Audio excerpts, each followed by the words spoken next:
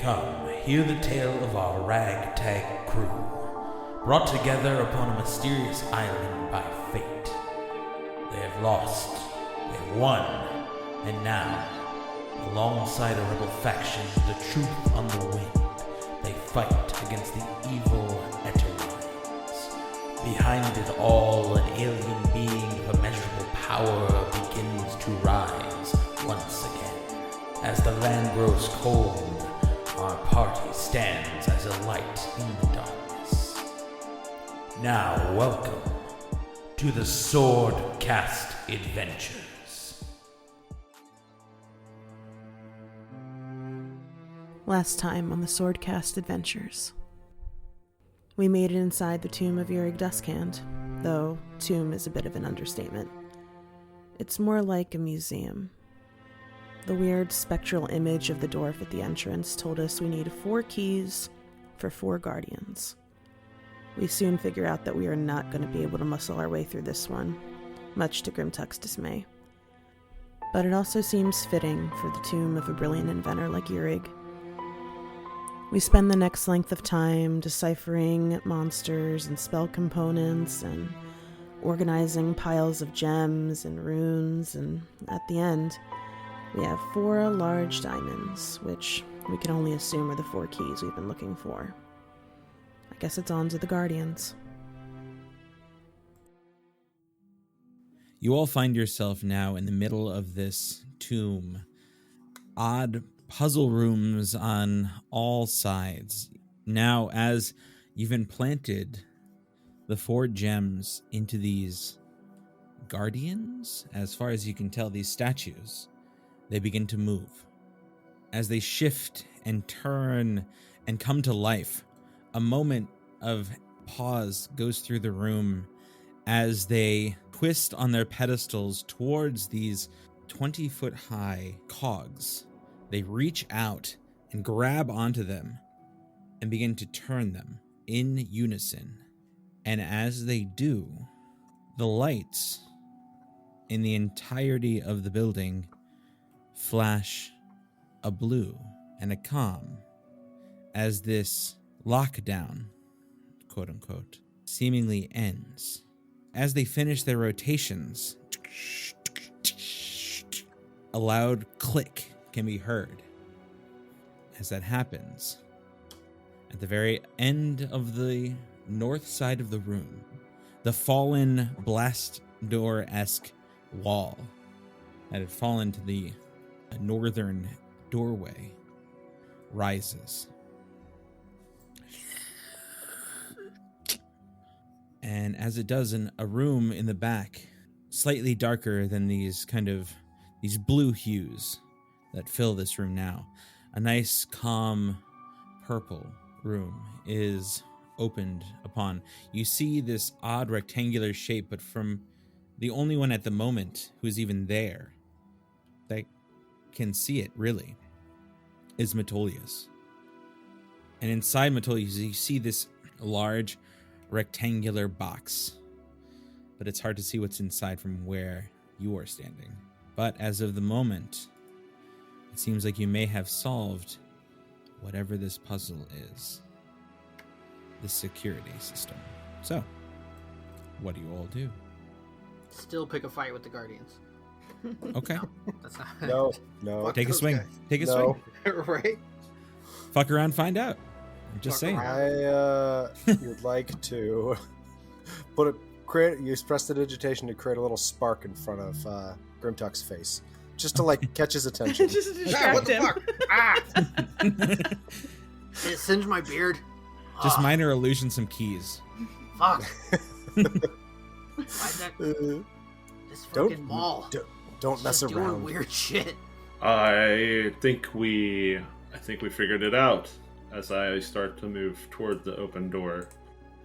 This room is quite small, comparatively, smaller than any other rooms, though in it, effectively these red tiles still kind of move within.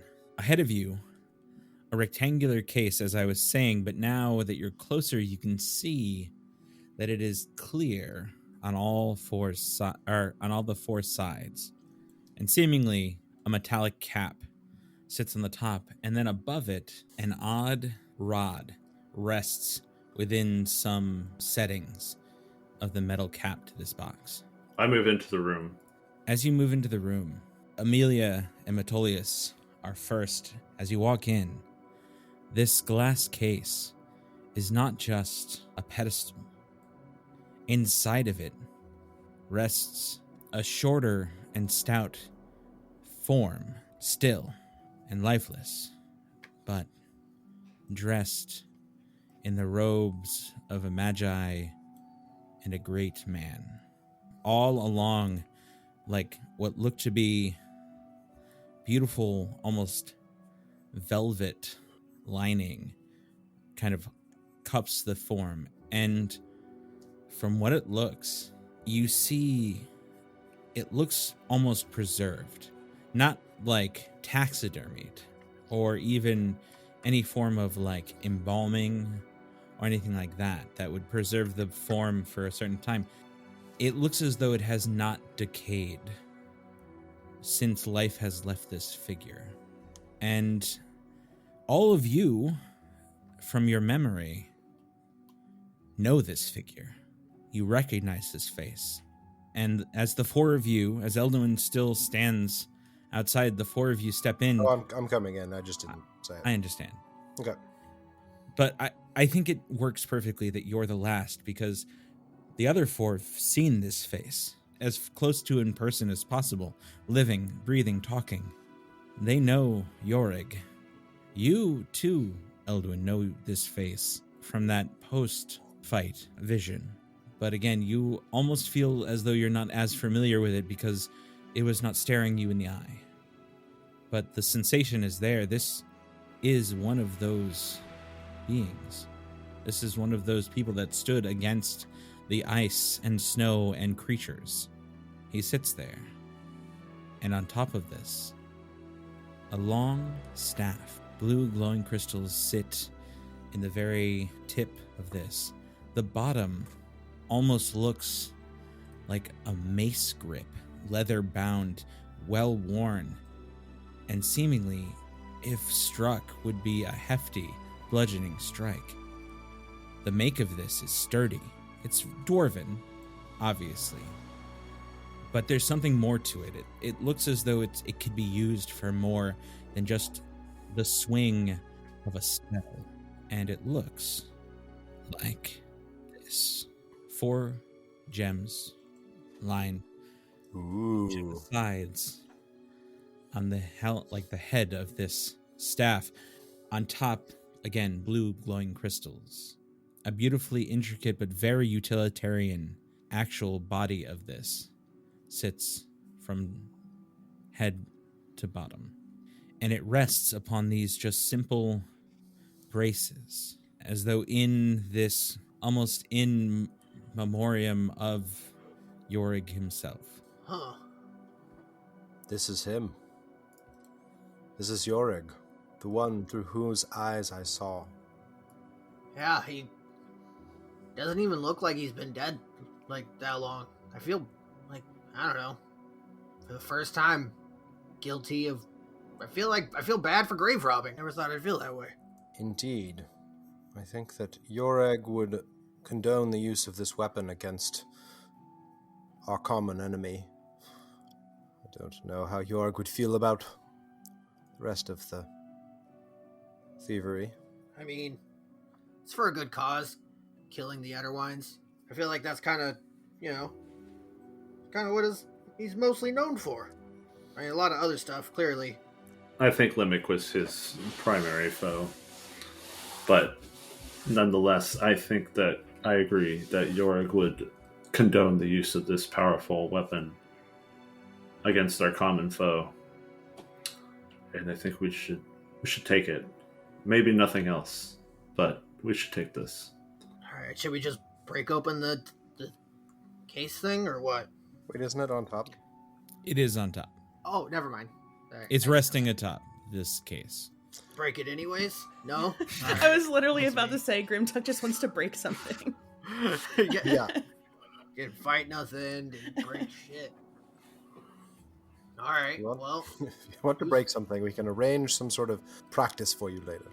who's taking the fucking staff?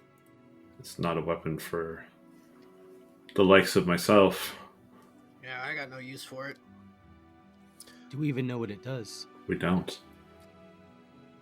I mean, Amelia, I think you're up on this one. Is my detect magic still going? How long? You had it for 10 minutes? It lasts for 10 minutes, yeah. I would almost think the course of trying to solve that puzzle may have finished that. Fair enough. Well, we can take it and then ascertain its capabilities later. I believe that's what we did with the Pyramol. Granted, we were in the middle of a volcano. That will have to do for now.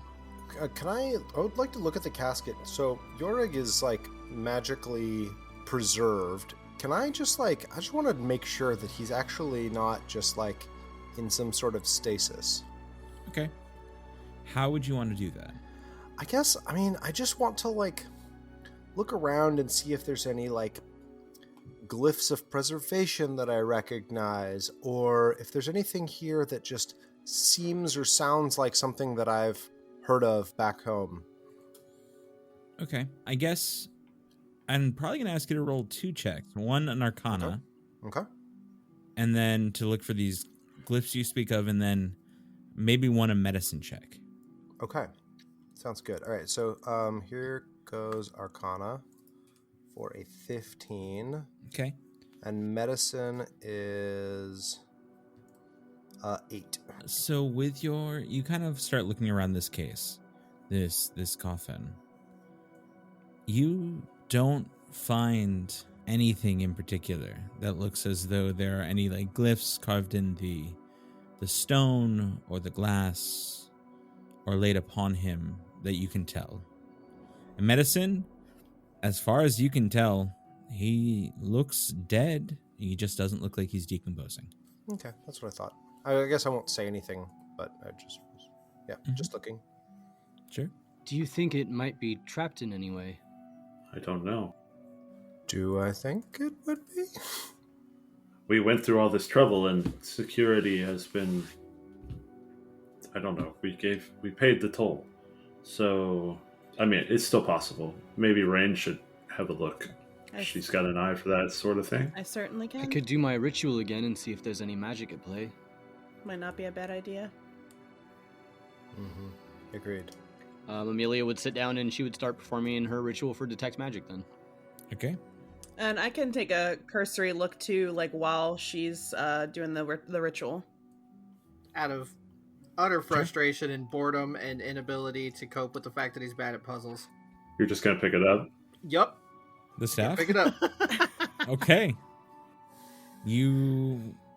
Amelia begins to cast this ritual, and a few, no more than a minute or two, if not moments after, Grimtuck picks up the staff, lifts it from its holder, and nothing happens. I'm gonna just kind of... Amelia would just stop and stand up. Sorry, there we go. This place is... Look, I'm not good. Museums have never really been my thing, and puzzles have never really been my thing. It's... Here, just take... Here. And I'm just kind of force it onto Amelia. Take it! She would awkwardly take it from you. It's yours now. As she's... Yeah. Since you're forcing it into her hands. But she would take it. She would kind of be in awe of it as she inspects it closely. It feels surprisingly light in your hands, for what it's worth. But it definitely feels sturdy. Okay. Alright. This room's really crowded. I'm gonna get out of here. Step out of the room. Okay. Yeah, you hold this staff in your hands, and you see the crystal upon the top glow with a familiar pulse. But anything else on it stays. Nothing seems to occur otherwise. But it feels good. It feels worn. You feel grooves of just where hands have held this. And it's interesting. You know your own staff. Your own staff has a similar sensation at certain points. But this, you feel where Yorreg grasped this staff. You now hold this staff in hand. Seemingly another one of these treasures. Feeling where Yorreg had held this thing, Amelia would kind of like feel this rush of like pride and also like kind of panic at the same time, Mm-hmm. as she just is kind of taking in this and seeing Yorreg right in front of her and like the gravity of their situation. Mm. But she'll grip the staff and she'll take a step forward towards Yorreg and she'll rest a hand on the glass case and she'll just say, I promise we'll do everything we can to take him down again. We'll put this thing to good use. I swear it. And she'll turn around and walk out. Excellent. Nothing seems to occur when you do, but again, that lightness sits in your hand and does not kind of weigh you down in any way. As we are leaving, can I investigate the diamonds that we use as the keys? Sure. Am I able to remove them from the statue afterward? It seems like they are set in place, but can be removed. I would try to remove one of them. You're waiting for when everyone's come out again and all Oh, that. yeah, I would. Once you do, you notice all of the statues kind of begin to turn the gears back.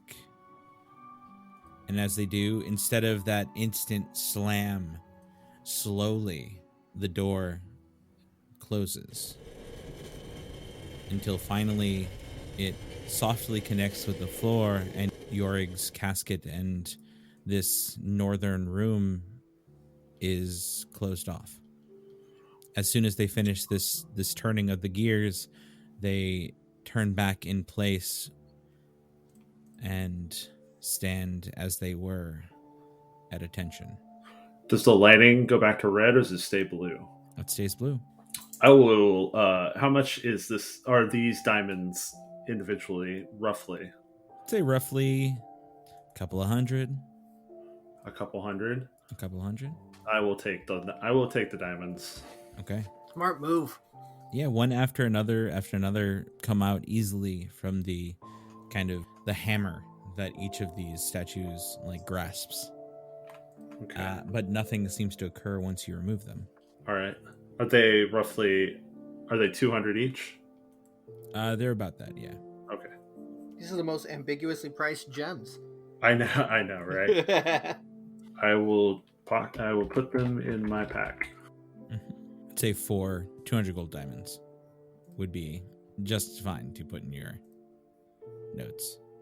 Okay. You stand in the middle of this tomb, mayhaps the last people to ever see this place open. I might be overstepping that, maybe not the actual tomb itself, but those doors, as far as you can tell without the diamonds, that door to Yorreg may never open again. That's fine. This place is a tomb. This city is a tomb. I was going to say, that's the point. Yeah, I mean, like, if they wanted to come back here, they could have come back anytime before this. So, like I said, nobody has any reverence for their past or their ancestors in Dakator. They just kind of let shit go. So, no reason to not take the gems. Well, if you had a plague to fear, then you might be hesitant about returning to your homeland as well. Fuck no. Look who you're talking to. Come on. Alright, let's get the fuck out of here. Man, if those drow do show up, they're gonna be so pissed if they like find some gems or like figure out some diamonds that fit. It's gonna take forever. Then they're gonna get in there and then they're just gonna see a dead dwarf. Hey, Elduin, do drows hate dwarves? Like normal dwarves, not like, dwarves with like gray skin? I mean, yes, not as much as us Telkasir, but... Wait, it's not as much as who? Telkasir? Oh, sorry, Elven. Just standard Elven in the common parlance. What'd you call yourself? Telkasir. It is our name for ourselves. I thought you were just called elves. That is it. That is our name in common. Huh. Telkasir. Yes. Huh. Alright. Cool. These drow are Sri Telkasir. We do want to make sure to get that mask so that we can create more. before we leave. So let's not forget that. Yeah, grab up whatever. Yes. Yes, let's get it. You all start heading back to the original room. Does the hologram do anything different? It seems to be speaking a slightly different phrase. Oh yeah, Rain? I don't speak Dwarvish. You're the only one who does, correct? Without using a spell. Oh, You're yeah, the yeah, only person. Yeah, I'm the only one. It seemingly is just talking about Yorreg, telling you, kind of giving you, this is the tomb of Yorreg Duskhand, creator and savior to the lands. And it goes off on this whole spiel. Your basic like listen to an exhibit kind of situation. Much more calm, much less, doom and gloom-esque, as it were, before. Much less put the stones in before the guardians get you. I will convey that to the party. Mm-hmm. I do still have comprehend languages up. Well, then Amelia also understands that. It's much more calm. So you walk in and find, the room is exactly the same. The kind of blue of this room has not changed at all. Instead, on the pedestal, on top of that box that you had gotten the diamond from initially, sits the rebreather. All right. Yeah, You said you're grabbing Grab a it. mask? Let's get that mask. I take it. You take it? Yep.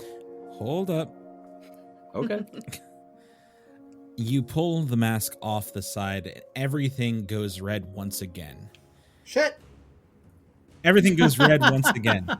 As Amelia pulls this off, Amelia and Rain both hear instantly switches on the dwarven hologram. Words of danger. Guardians, amass. What if I put it back down? You put it back down to find the walls in front of you split open, and inside two stone slabs separate, and behind it an automaton.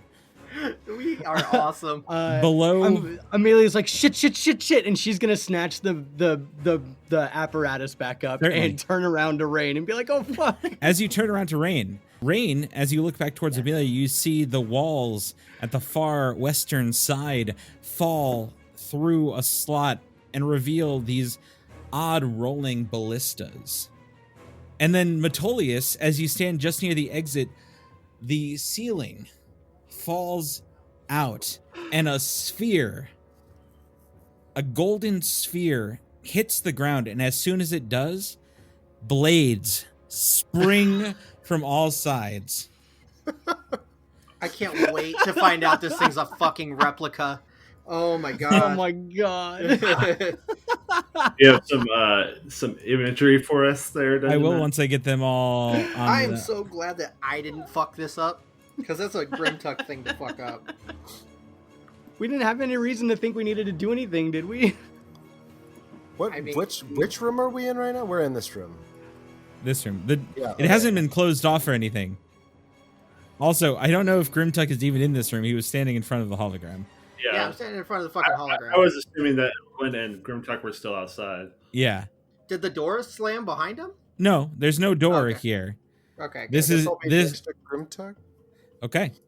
Yeah, no, because so first off, Amelia, the two walls that split open and automatons respond next to the pedestal is this thing.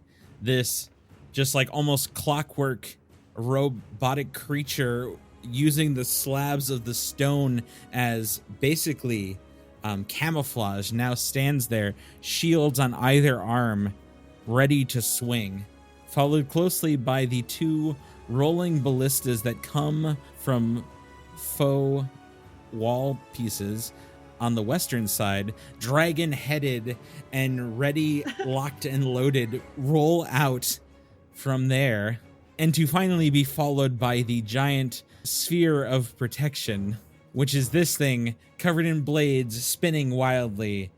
And now we all roll initiative. Oh, you've done it now. Wall ballista is tight. I want these for the ship so bad. You want wall ballistas for the ship? I want these things on the ship hidden everywhere. That's so Just cool. everywhere. They fucking look super neat. 1616, really, Grimtuck. 1916. Gotta love this program sometimes. That's the initiative tiebreaker. Well, no, I got... Oh, Yeah, because I roll with advantage. Yeah, so I got 19, 16. I got a 6. Rain, what'd you get? 16. 16. Okay, and now we descend. Metolius and Amelia, who would like to go first? I will defer to Amelia. Okay. Would you like to go first then, Amelia? Sure. So we move to the top of the round as this whole craziness begins. Grimtuck, you see this giant sphere of spinning blades fall in front of the doorway that now cuts off your party members from leaving this room. Oh, What do you fuck. do? All right, I'm coming. Fuck. I'm super glad that wasn't me. I pull out my pyre maul. Because when it happened, my hand was in the hologram. Just like, I'm never going to see this again. So I was dicking around with it. And I just, super surprised, grab my maul, run towards the giant ball of swords and blades and death. Swords and blades and death. Swords and blades and death. Swords and blades and death. I will rage. And I will smash with a pyre maul. So, let's do Reckless, Great Weapon, because that's how I roll. Get that all cute. Just wait till you see how he rolls. I know, right? Here, let's find out. This thing's occupying the entire entranceway, right? You can't, get Oh, over yeah. it? No. All right, here we go. It's a large creature. It is a large creature. Ooh, baby. What I do? Critted. Oh, shit. I fucking critted. That's what's up. That's going to be so much damage. Let me see what it's going to roll. Oh, it's going to do it for me. Some of it. So, 2d6. Crunch. Plus 9. Oh, those are kind of garbage rolls, but that's okay. Plus 3. Plus 10. Crit. Oh, yeah, that's not right. I got extra damage coming out of that dice. It's 8d6 with the maul when I crit and use Orcish Fury, which I hardly ever do, so let's do that. So it would be 8d6 max. So it rolled 2d6 out of the gate, and then it added 2d6. But I should just do it because we do our crit differently than they do. So That is true. 30 damage plus... That's 8d6 plus 10. So 40 damage. And then plus 9, 49. And then 50, 51, 52 for my rage damage. So I hit it with 52 damage out of the gate with the old El Plus Kabal. the 8d6 maximized. Which is 48. So that's a total of 100 damage, 100 I think, flat exactly. damage, yeah. Bam! Wow. Plus your so- Great Weapon Master, plus the Rage. Yeah, plus the Pyre Maul bonus that makes it have to do a strength check now. DC Grimtuck, 14. Smasher of boulders. Uh-huh. And DC 14, you said? Mm-hmm. Yes. It makes made it? It does. Okay. That's fine. I will hit it again. That is a 19 to hit. Wait, no, that is not, because it didn't Great Weapon Master it, so that's a 14 to hit. 14 does not. Okay, then I miss. Instead, as soon as you swing in this time, the first one landed hard with a huge chunk, like crunch, into this creature's exterior. A dent is formed. And you see it actually, the tracks around that area have to be like maneuvered around, and it does. It no longer moves in that like kind of indent.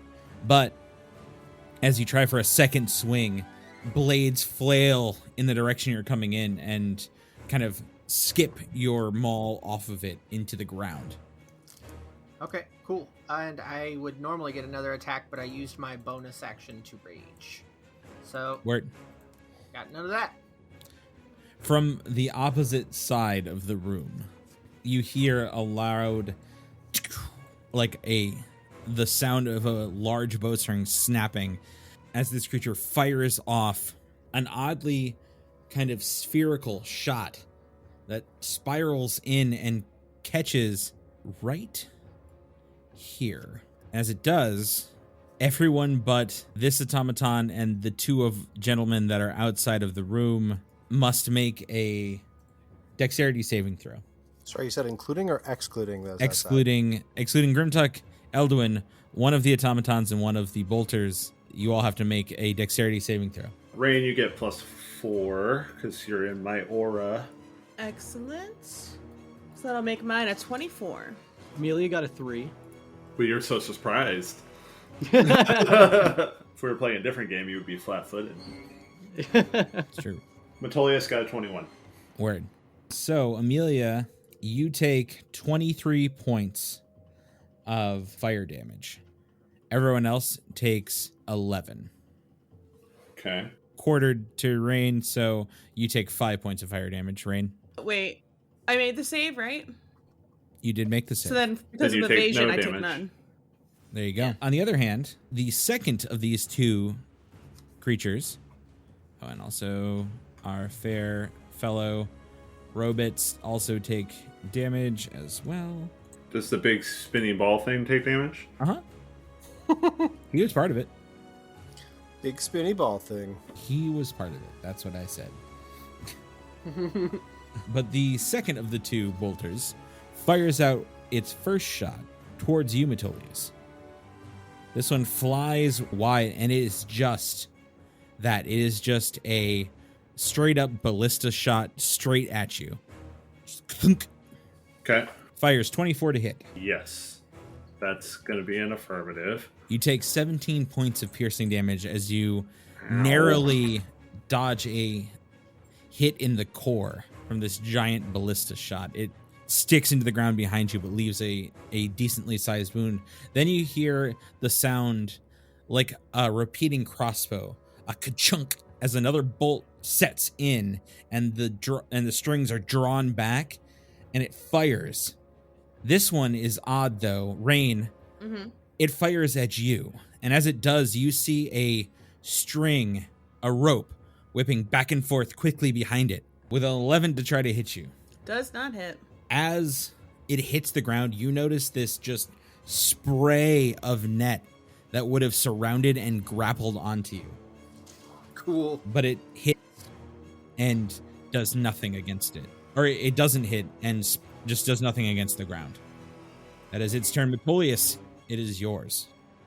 Okay, so there's been a fiery explosion, and then I just got shot with a bolt. And then a kind of net bolt-esque thing. Shot at Rain. Shot at Rain. Okay, but Amelia looks like she's sort of in a bad way, and Grimtuck just smashed the crap out of this thing. Mm-hmm. So I think I will go try to help Amelia. Consequences be damned. And I will run toward her. Okay, then the giant spinning orb of death, is going to try to hit you. Okay, I'm into that. Good Sexually. to know. Joke's on you, I'm into that. That's my fetish. Oh, also, I apologize. This is a new creature to me.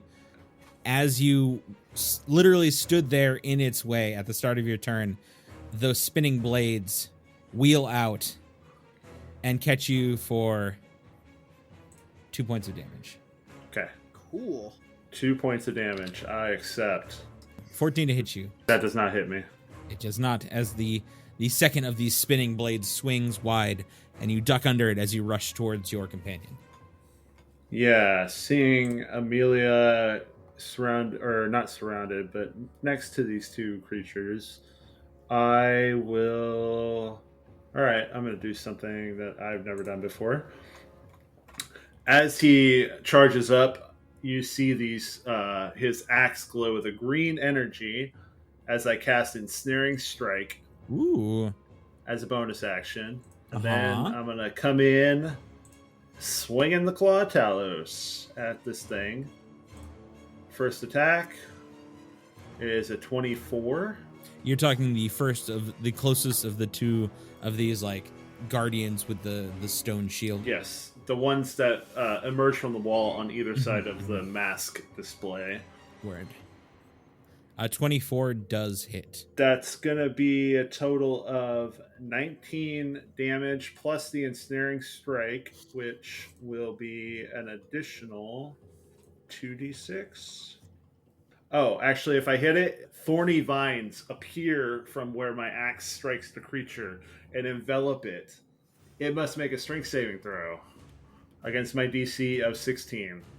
Okay, so it actually is going to get 22. All right. briefly vines surround the creature, but then it breaks free.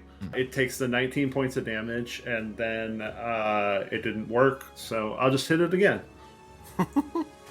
Okay. Ooh, is a 16 gonna hit? 16 does hit. 16 does hit. Okay. Nice. So ignoring the lightning damage reroll, it would be another 12 damage on top. Okay. Huge chunks of stone have now fallen from this creature's shielding. You even see a slash across the gearwork on its chest for Metolius' second strike. It is not looking very good. You notice that some of the metal melted from the large explosion.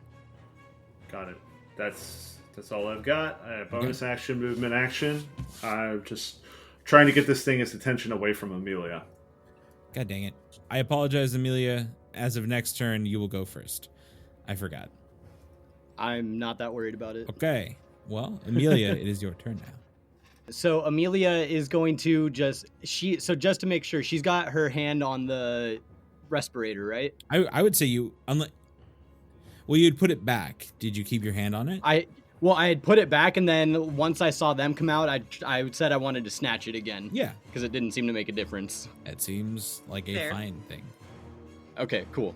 So Amelia would take her hand and reach into her component pouch, and she would pull out the petrified eye of a newt as she squishes it in her hand and rubs it down her arm, and a black streak appears on this thing's shield-like arm as she casts Hex upon it.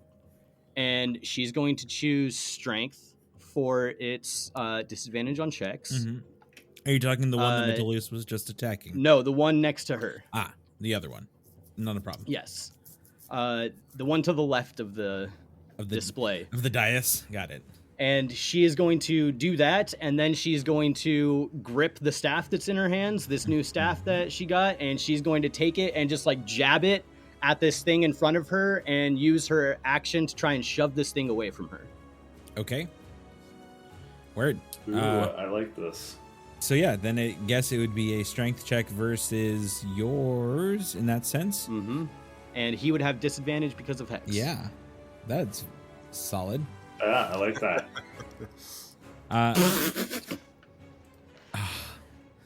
He got a 16 with disadvantage. And then Amelia rolled a 4. Yeah. Oh, jeez. So you try your darndest as you brace yourself and press against it, and it doesn't move at all.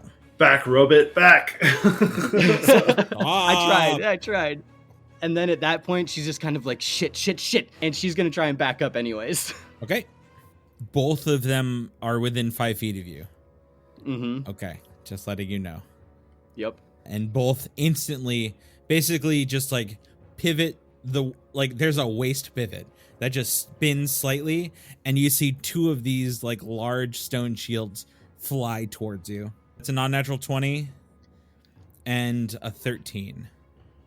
The 13 misses. Okay. The non-natural 20 connects with 12 points of bludgeoning damage as the first one swings, juts straight out. And again, it's not a swing. It's just a very robotic, piston forward. Yeah. And you dodge back. As you dodge out of the way of that one, the second one just connects straight into you. And yeah, you take 12 points of bludgeoning damage. Cool. Amelia will continue her movement to the south, and she's going to take a spot next to the display on the back wall directly across from her. Okay, sounds good. Trying to avoid the shots of these ballista things. Is generally a good plan. Yeah.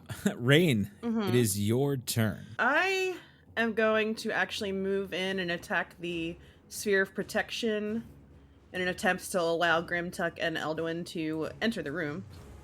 Okay, sounds good. So I will move up and attack with my rapier. Okay, you move right up next to it as you see this creature, this construct just spinning in on itself, and a 27 definitely hits. I just realized I probably should do that with advantage because I'm flanking. So let me just roll to see if I crit real quick. Nope. Okay. I hit though. Okay. For a 7 and then 28 sneak attack damage, so 35 altogether. Ooh, very nice. Yes, your rapier just finds its way between the tracks that these blades spin on and just jab into it. You hear the sound of screeching metal as you have done some decent damage to this thing's internal makeup. Excellent. Now I'm trying to decide if I should stay in melee to give Grimtuck advantage or if I should back the fuck up. I mean, do your thing. Yeah. I have advantage regardless. Oh, that's true. All right, yeah. I'm going to bonus action disengage with my cunning action and move back 10 feet. Okay. Anything else? Nope. That's everything. So, first and foremost, as these two stone guardians on either side of the pedestal take their moment, you see them begin to step forward, Metolius, and as you are the closest, they head straight towards you. Oh no. No, Oh stop. no. Oh no. Oh, Exactly please what I stop. wanted to happen. No, please. As they do this, the first one that comes up upon you swings out with a 19 to hit you. That does not hit. Crashes against your shield, but you take the hit, you brace yourself, and you slap it away. Yeah. Okay, the second does the same thing. As it steps forward, kind of getting on either side of you, Metolius, but not flanking.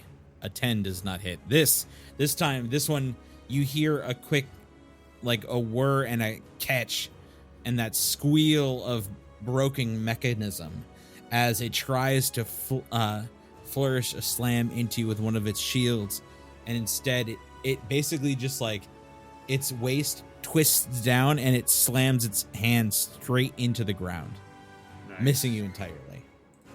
The malfunction is seen and done. We move to our friend, the spinning ball of death. Yeah, death ball. Yeah, death ball. Friend, he says. I did. I know what I said. So friendly. So friendly. Yes, so as it does, you see all of the blades spin towards you. Grimtuck, first, this slashing attack swings out 17 to hit you. That does not hit. It then takes a moment. Contemplates the meaning of existence. As it swings its blades, it then begins to move into the room towards the other, let's say, targets there. As it steps forward, Can I give him a smash? you can try, Cool. but because of everything moving so fast, you have disadvantage. Okay, also, he would have advantage against me. I don't know if you rolled with advantage. Oh, well, give me 1 sec, please. Thank you very much. Uh-huh. Nope. But you do have disadvantage against the creature. Okay. Ha! It's a 24 hit. 24 does hit. Sweet. And that is 18 damage. 18. Yeah. Okay. Another hefty ka-chunk into this creature. Another panel broken. The arms having to rectify the situation.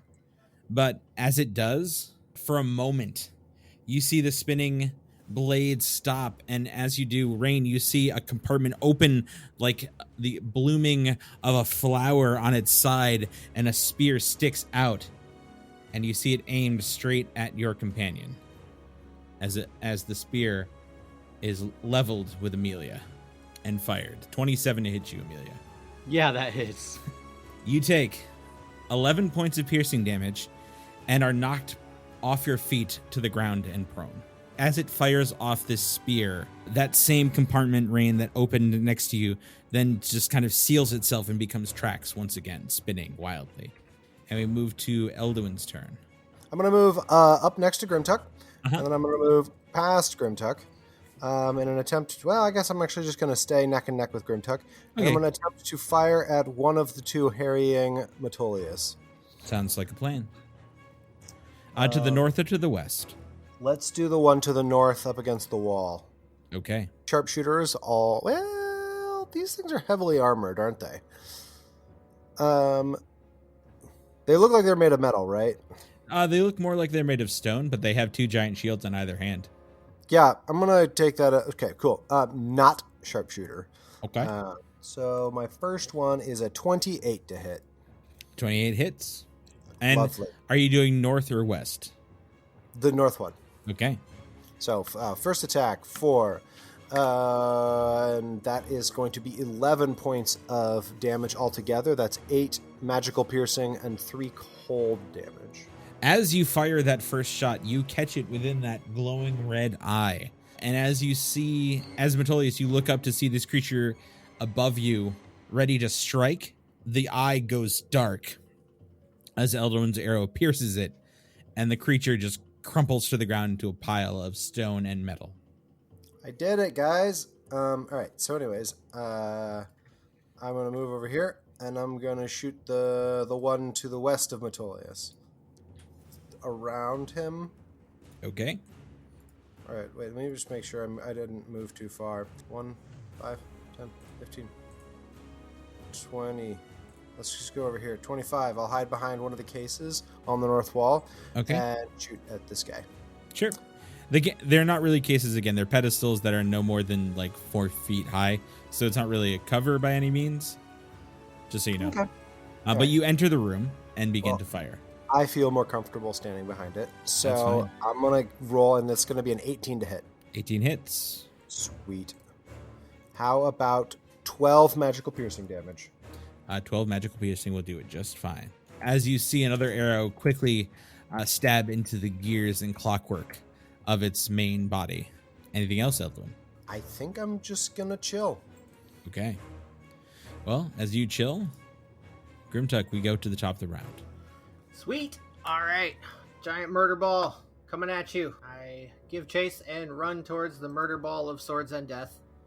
And now everyone's in the room. Yeah. Reckless. Great weapon master. I'm pretty sure a 26 hits. A 26 does hit. Okay. Reckless. 13. Plus 10 would be 26. 13 plus 3 plus 10. Yeah, 26. Okay, 26. Excellent. Man, my 2d6 dice rolls are sucking out loud. Let's try again. So that would be 18. Minus 5 is 13. I don't believe that hits. 13 does not hit. All right, cool. Well, that is what it is. So roll a 5. Wait, I'm doing advantage. I don't have advantage. I got it backwards. It'd be 15. Probably 15 still doesn't does hit. not hit. All right, well then, forget it. I got nothing. As you swing in, you're unable to pierce this kind of hail of slashes that the creature still spins wildly. It's like trying to touch the same spot on a top twice. It's fucking hard. Just can't do it. Anything else? Nope, that's all I got. The 2 ballistas begin to pull themselves out of the holes that they were hidden in and join the fray inside of the room. I'm going to do one thing and see if a recharge happens. Recharge does not happen. So the northernmost ballista fires off one of the basic shots straight at Elduin in the back. Oh. 15 to hit you, Elduin. Oh, I don't think that does. That does not. Okay. Secondly, with a ka-chunk again. Rain, you hear what seemingly is that similar attack fly out. A 14 does not hit you as well. Nope. Again, scatters on the ground, the wrapping of long strands of rope just like skid across the stone, making an oddly muted thump. Followed closely by Metolius, another bolt flies from the one to the south. Straight at you. 25 to hit. Yeah, that's gonna do it. Feel another slash as 12 points of damage from this ballista's bolt hits you and leaves you wounded. Then you hear the sound of squeaking wheels as it turns towards Amelia. But my HP is 69. Hey, nice. Again, that same reloading ka-chunk as it lowers its head straight towards you, Amelia. With disadvantage, it fires. 12 to hit you. Does not hit. That same scattering, like gathering shot just skitters across the floor and is gone. And that is their turns. We move to your turn as you are prone on the ground, Amelia. Amelia would like to use half of her movement to stand up, Got it. making herself not prone. Yes. She would then... Would she be able to use her bonus action to stow the staff that she's got and pull out her rod of the Pact Keeper? Yes. She would like to do that, and she would point it at this ballista that's on the southern part of the room, this prick that keeps trying to shoot her. Yeah. And she is going to hold out her rod towards this thing as she casts Guiding Bolt at it. Ooh, okay. That is a 27 to hit. Yeah, that hits. And 32 radiant, 32 radiant damage. Woo! Okay. Just you see the whole top of this dragon form fly off. The mechanism for the bolt itself doesn't seem to be affected, but a huge piece of the actual aesthetic is gone, ripped off by the power of your shot. It also now glows with this kind of otherworldly white bright glow. Yeah, and after that happens, Amelia is going to kind of press herself back against the wall behind this display that she's next to, and she's just going to say, Elduin, Rain, hit that one! And that's her turn. Boom. Metolius. At the start of your turn, Metolius, you take, as you are standing next to this creature, you take 1 point of slashing damage. Ow! Stop! You ruined my sweet life total, you piece of crap. Because of this, you shall die. You should die. 68. Not nice. Not nice. I don't like that, so I'm going to attack it. So you're going to spin around and attack the orb? You can't just attack all your problems, Metolius. I think I can. I would say that most things in this world disagree. 23 to hit. And so does Metolius. I will do 23 damage, but then but wait, there's more. But wait. He will channel the divine power given to him by his gods, and he will level 3 smite. So that's a nice 48 points of damage total. To the sphere, correct? To the sphere.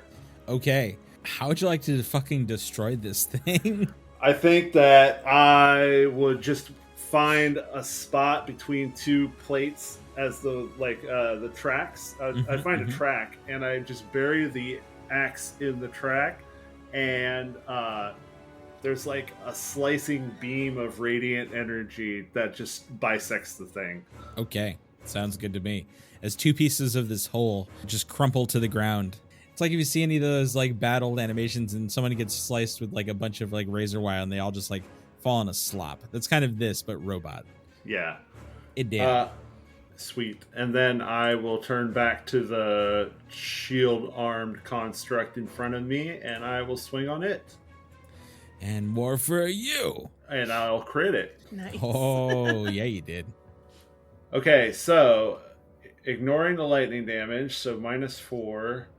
So it's 10 plus 2d8 for my weapon damage. So that's 26. So it'll be a total of 26. Okay. And I'll smite this one too. I'll smite this one. I'll smite that one. I'll smite anything that moves.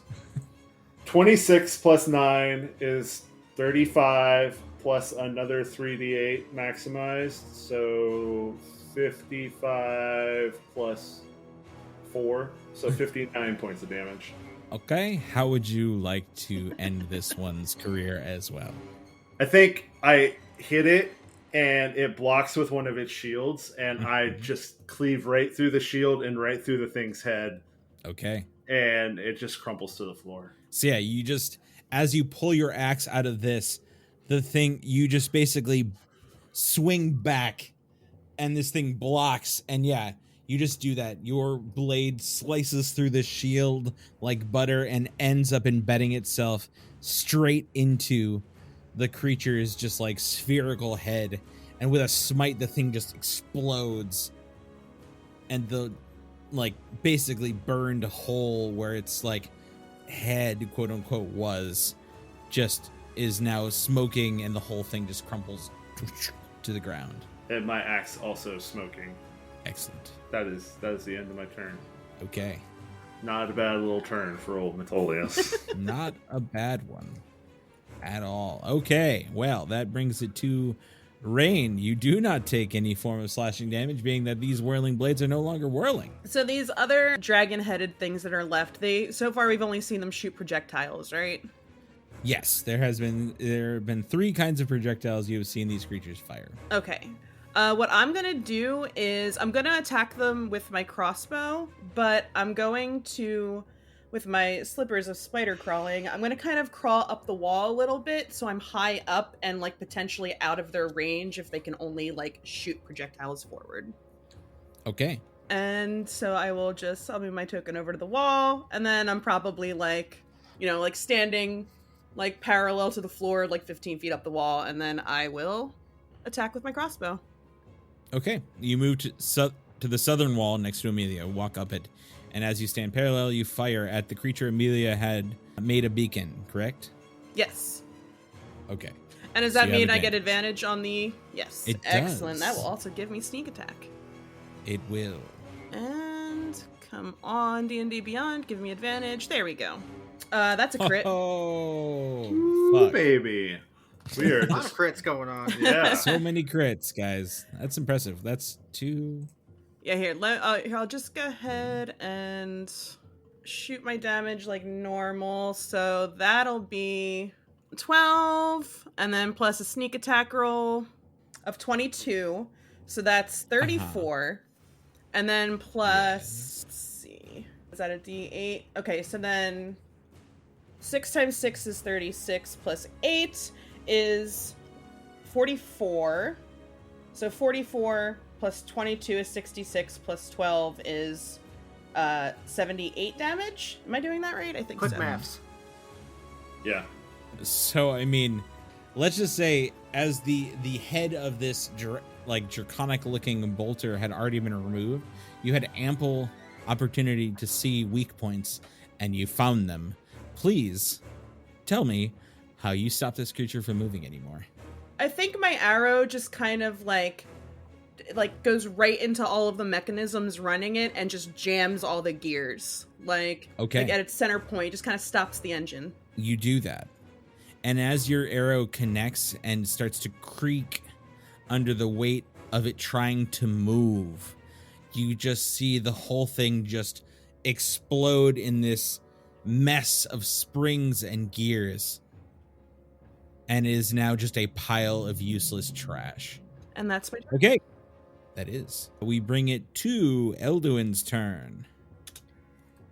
Which is the one that Amelia was pointing at? Is dead now. That one is dead. Oh, I thought it was... Okay, cool.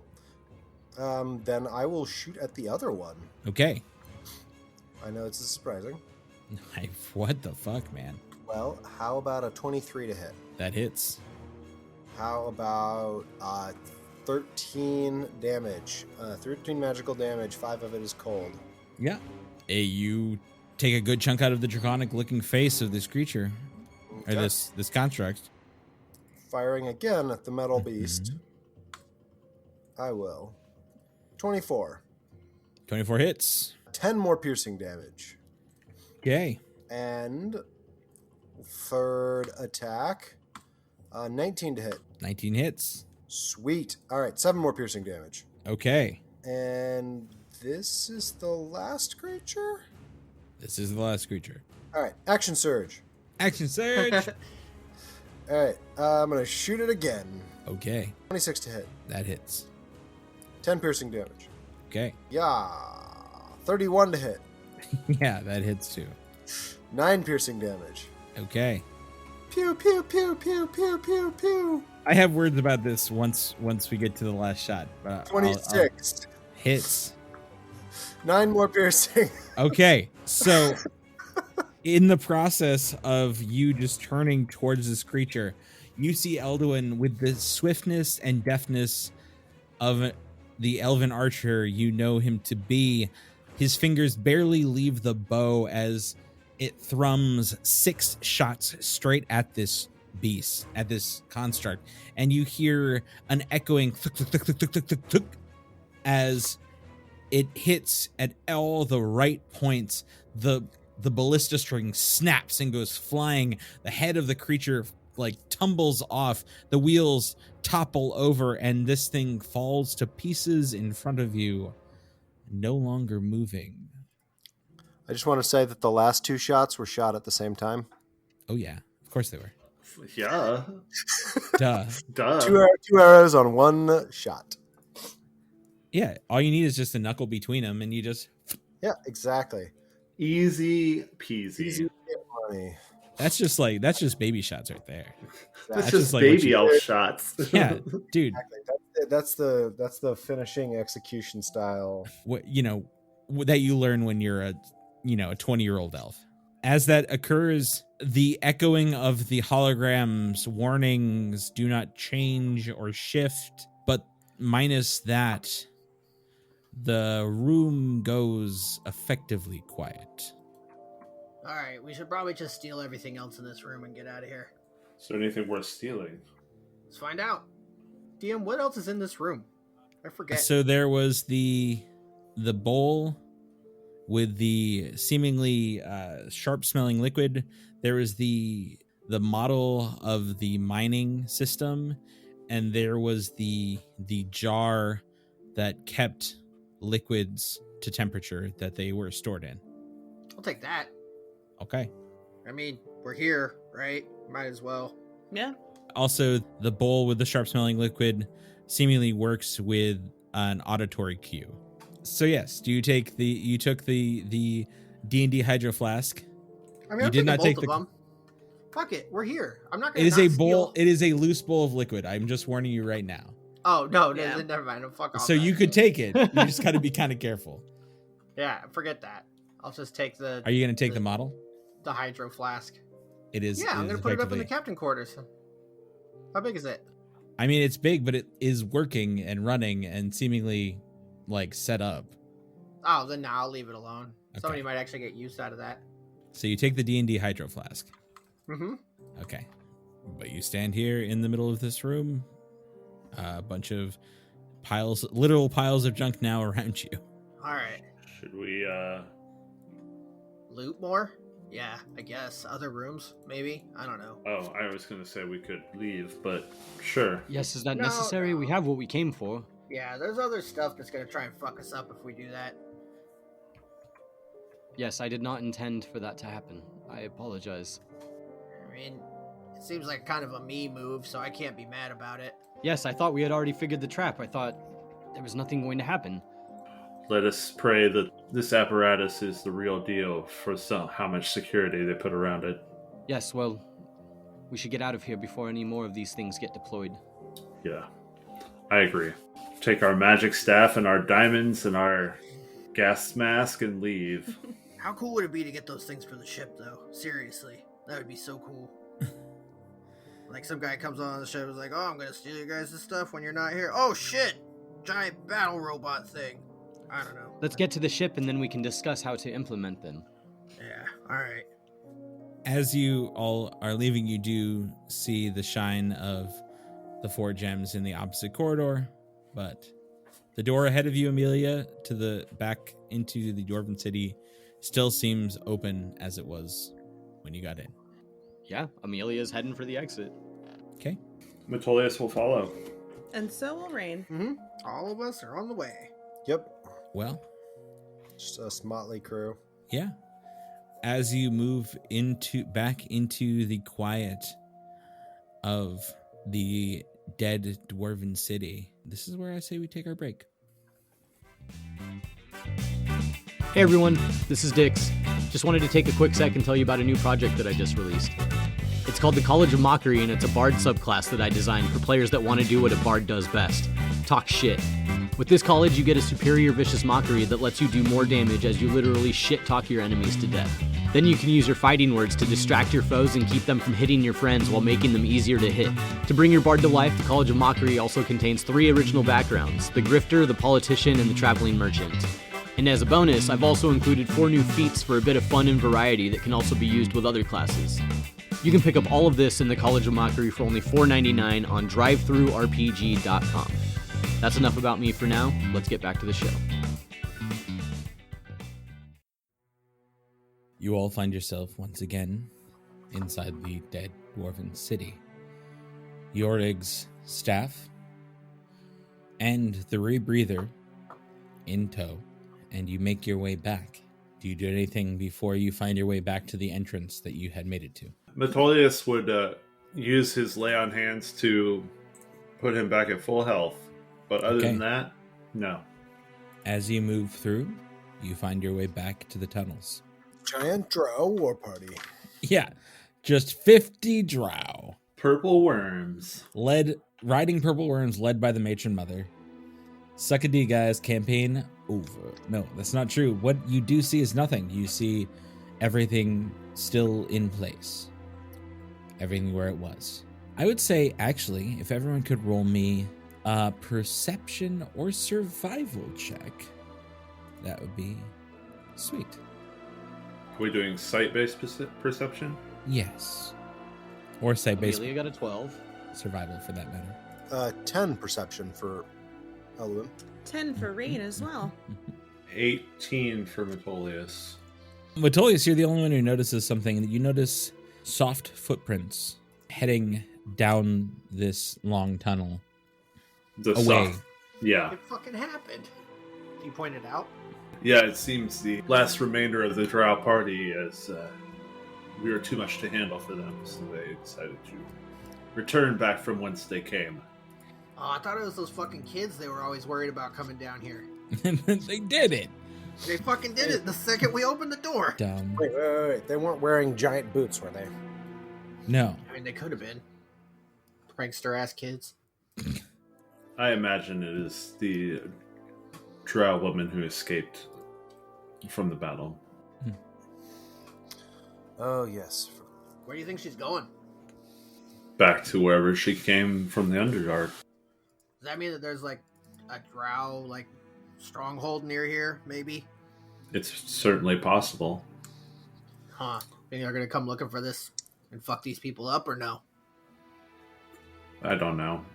I doubt it. You know, let's not worry about it. Never think of it again. Sure, everything will be okay. Yeah, I think that the people of Stormhaven, if they didn't have drow problems before, I doubt they'll have drow problems now. That was a sizable party of their kind that we eliminated almost all of. So, Was it? How deep do they normally roll? It sounds like Eldwin's fought like armies of them. I mean, unless you are meeting on the field of battle, that is a large group of them. Or you are inside one of their cities. plus a demon under their control and some sort of construct they also use. It seemed like a lot to me. I don't know a lot about the drow, but as far as you can tell, like, you don't see any returning footsteps. You just see them heading, and by the time you reach the seeming entrance from where they came from, you saw the footsteps lead into it as they run back, as she runs back down to the bowels of the earth through that hole. Slides right back into that hole. Yep. And into the bowels. You begin to make it back. Ahead of you, fresh air and light is seen as the entrance to this cavern is seen. And you once again make it to daylight and the outside world. Let's just head back to the ship and get the fuck out of here. This place is like, what? We should probably close the door first. yeah, we should probably do that for them. Let's go close the door. Okay. Roll me a athletics check, you two. Or anyone else who wants to join in. Well, I rolled a 1. 12! Woo! My shortcomings are hidden by Grimtuck and Eldwin, hopefully. So, Grimtuck 18, Metolius 11. I would say the three of you together, knowing that you've already moved it once, allows you to know how to move it back. And it slides back.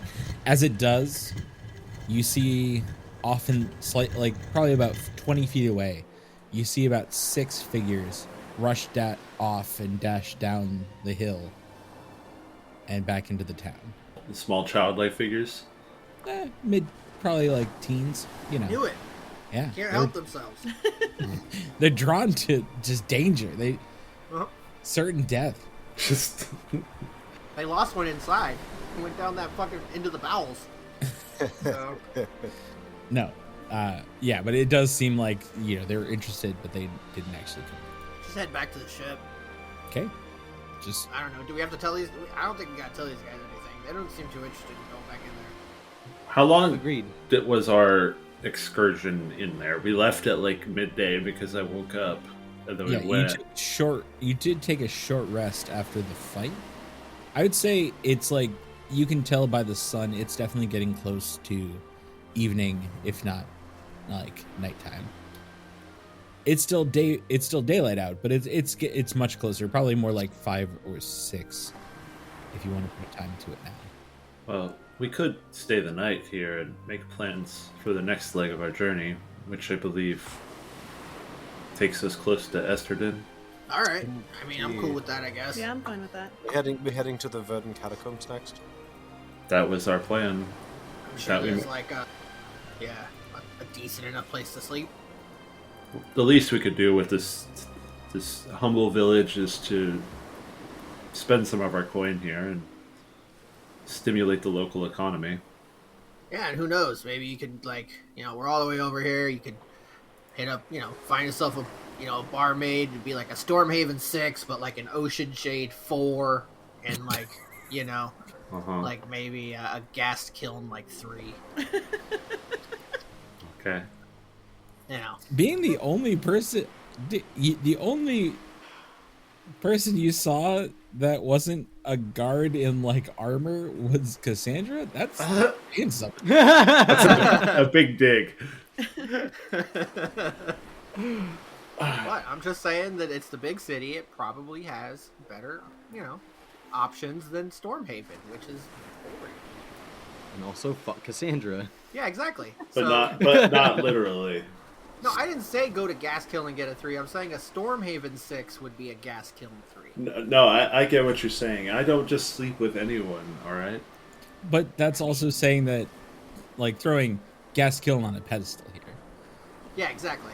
Yeah, so I am. you're saying Cassandra's hot, and that's fine. That's fine.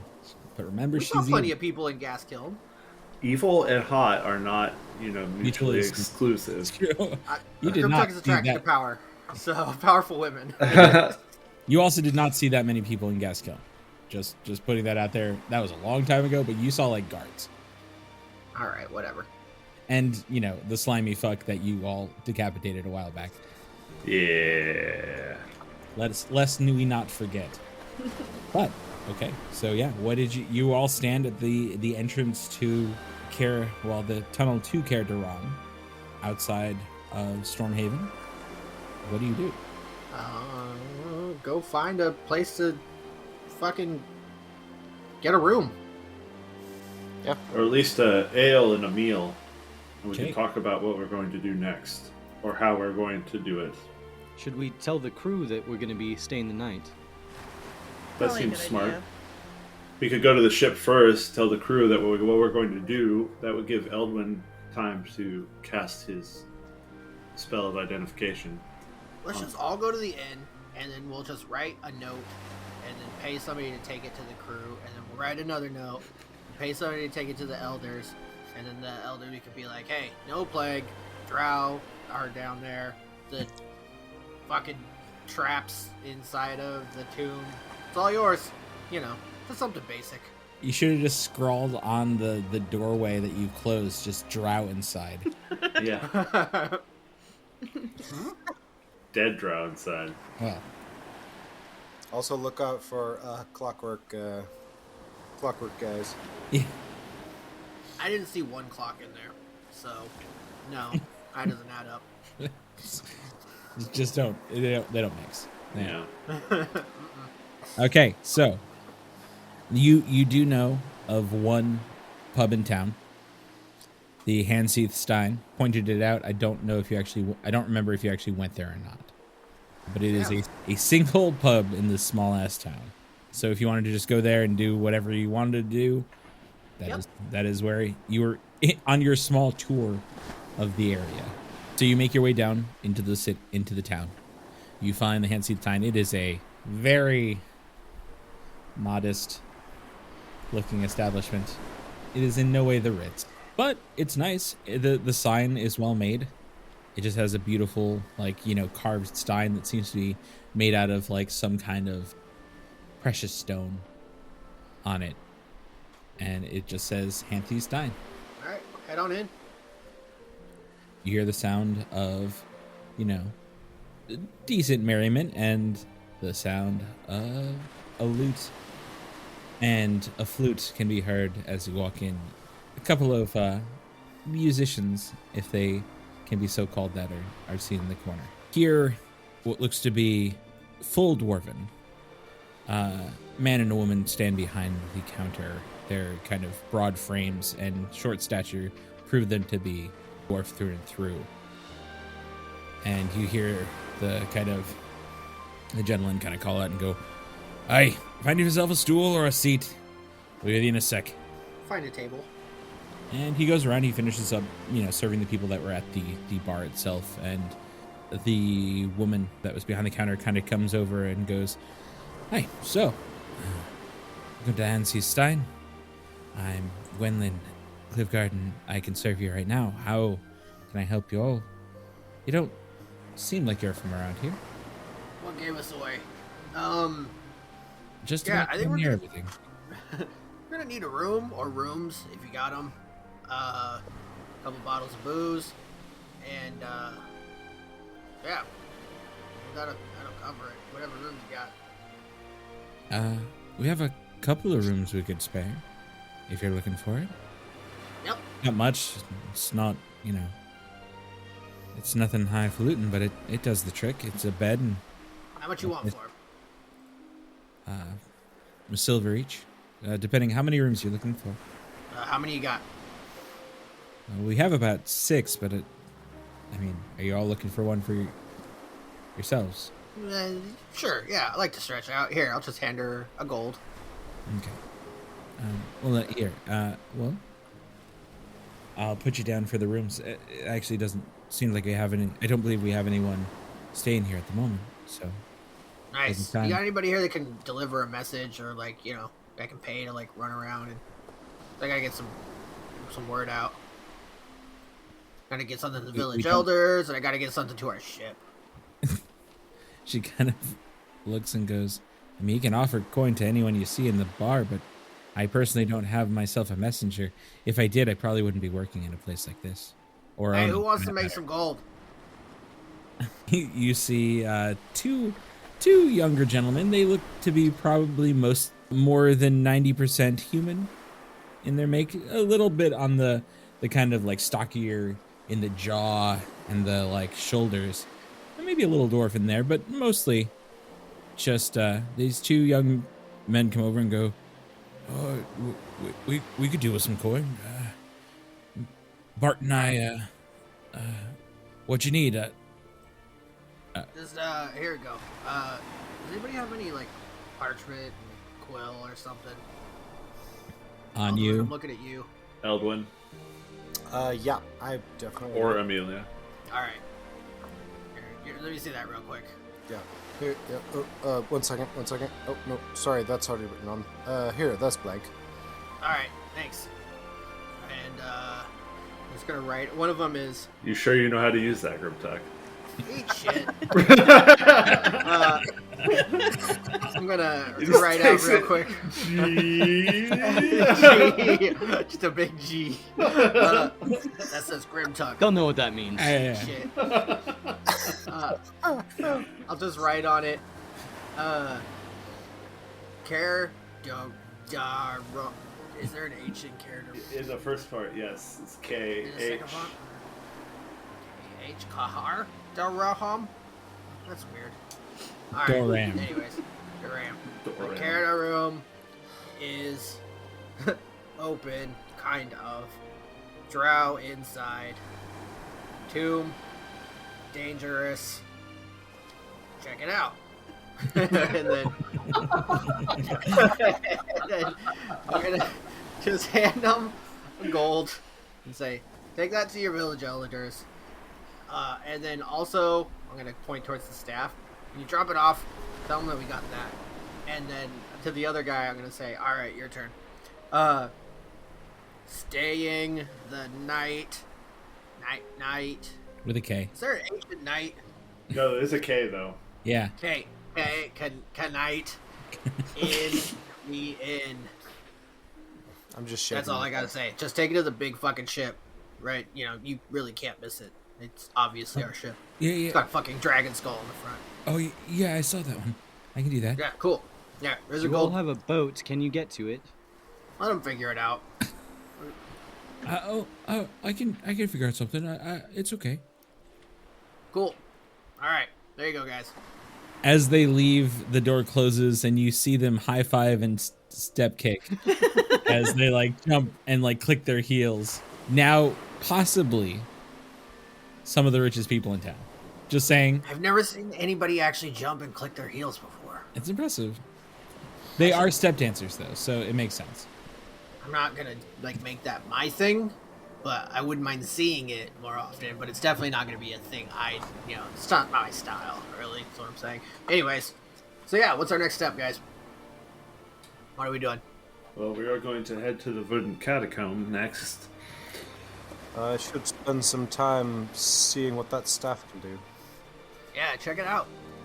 Yeah. Amelia would pull it out of her backpack and hand it over. Finland comes back and goes, well, you got rooms, but you need drink and food. Should I just get you around to everything? Indeed. Yeah. Yes, please. Whatever you got. Are we in a booth or like at a table? Table. Is there like another table that's like nearby but not the same table? Yeah. You don't want to be seen with us in public. No. I just need a clear space to think and do my ritual. He needs to spread out. I need to spread out. Sure. Absolutely is. Of course. It's a very small town, but it's not very busy. Okay, good. So I'm gonna just put my measly little spell book out on the table, and I'm gonna have put the staff there and just start beginning the ritual for identify. Well, so it doesn't take very long. The smell of wonderful foods, nice stews, and a few mugs of ale is brought over and given out to all of you as Eldrin kind of finishes this up. And as you do, you notice a few different things that out of the staff, it is in itself quite impressive, but you see that it has properties similar to the Pyramol kind of inlaid into it. You have what seems to be noted as a way to cast shield from it once during a long rest. You notice this item basically works as a quarterstaff. It has the ability to transform its shape and size. It seems as though it has the ability to help you while fighting in close proximity to a creature, as in helping you not lose the ability to cast spells so easily. You also have the ability to store a spell within it, and it seems that the owner, or one who is attuned to it, which it does seem to need attuning, it allows for ritual spells to be cast at half the time. This is some dope shit, you guys.